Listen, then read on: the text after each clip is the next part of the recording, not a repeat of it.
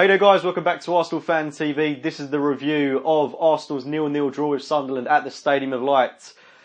Wonderful, absolutely wonderful. It was a dismal result, absolutely horrendous, and it's not the first time that I'm going to be talking about an awful display from Arsenal this afternoon. We came up against a relegation-threatened Sunderland side, and you've got to give them credit first and foremost. They defended well, they were resilient, they actually looked very good going forward, but we should have had the beating of them. If we were to have any credentials this season, we have to be beating a relegation-bound Sunderland side. It's an absolute farce that we haven't, to be honest, and what I saw from Arsenal today was a team that knew the season was over. There's not one player that can leave that game with their head held high. Possibly Mohamed El Nene can, maybe Alex Iwobi, but apart from that, you're looking very far for players that actually put in a hard-earned performance today. I thought it was a very disappointing game throughout, and week upon week we're finding new ways of disappointing ourselves. It's just getting worse and worse and worse. And you look back to when we beat Manchester United 3-0, and we've talked about how poor they've been this season, but the fact of the matter is they could be within 2 points of us if they win their game in hand. And they're in the FA Cup final. We could quite easily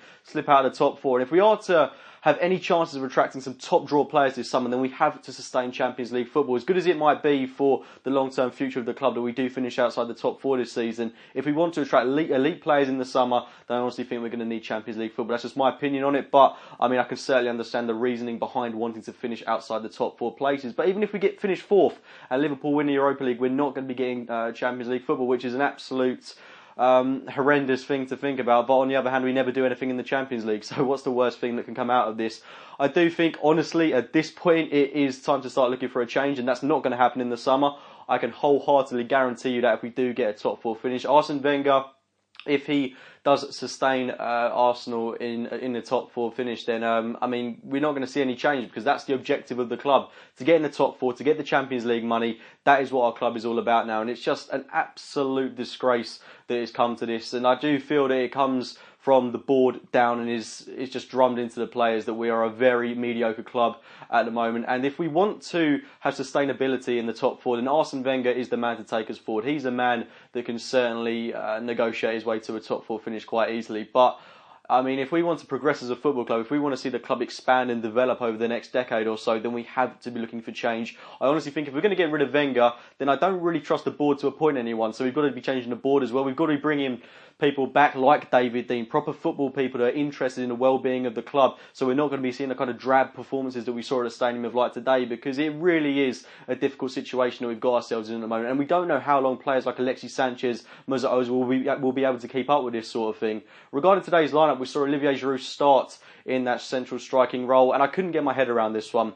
We play so much better when Danny Welbeck is our centre forward at the moment, albeit his finishing isn't the best. He offers a lot more in terms of fluidity. He's a lot better in terms of an outlet for someone like Mesut Ozil. He links up really well with Alex Iwobi as well as Alexis Sanchez, and is generally a lot more exciting in front of goal, as opposed to Olivier Giroud, who is very static throughout the course of this match, and it's now 14 games that he's gone without a goal. You could argue that he got our two best chances of the game, providing them to Alex Iwobi, who fluffed them when he got the chance, but apart from that, Giroud didn't offer a lot in terms of link-up play, was generally very frustrating in front of goal, and looked very lacklustre to boot. So for me, I can't believe that he sustained a place in the starting 11 for today. In midfield, we saw Aaron Ramsey come back stay in the team alongside Mohamed El Nene after what was a rather exciting performance against West Bromwich Albion on Tuesday night. And again, as we saw before he got injured, Ramsey was very frustrating, I thought, at times in the midfield today. Looks very fancy, but he doesn't really offer a lot apart from back passes, playing it from side to side, and is very frustrating going forward. He lost the ball about 2 times, in which could have led to Sunderland goals. And then we get onto the defence as well. Per Mertesacker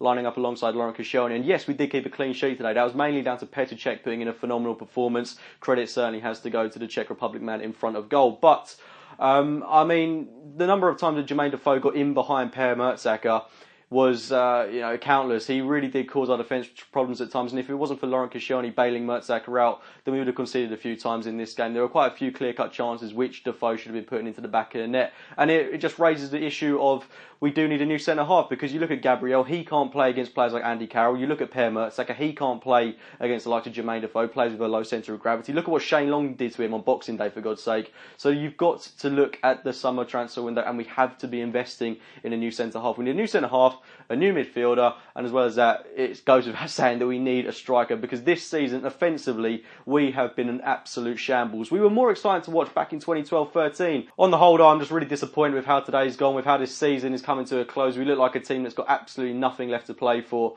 and this top four battle really is, it's acclimatising now. It is looking rather exciting from a neutral point of view, but as an Arsenal fan, it is horrible to be in this position, and the fact that we're going to finish below Tottenham Hotspur now, the first time that's happened in my lifetime, is a horrible, horrible, horrible thought, and it just shows that maybe they're developing that little bit further than where we should be. You look at their squad compared to ours, you look at what Pochettino's doing in comparison to what Arsene Wenger's doing. They're progressing, we're stagnating, and if there isn't change in the summer, then I can't help but feel it's going to be like this for many more years to come. But please do get your thoughts on the game in the comments box below. Please do drop a like on this video if you have at least tried to enjoy it. Subscribe to Arsenal Fan TV, and as always, I will speak to you very soon.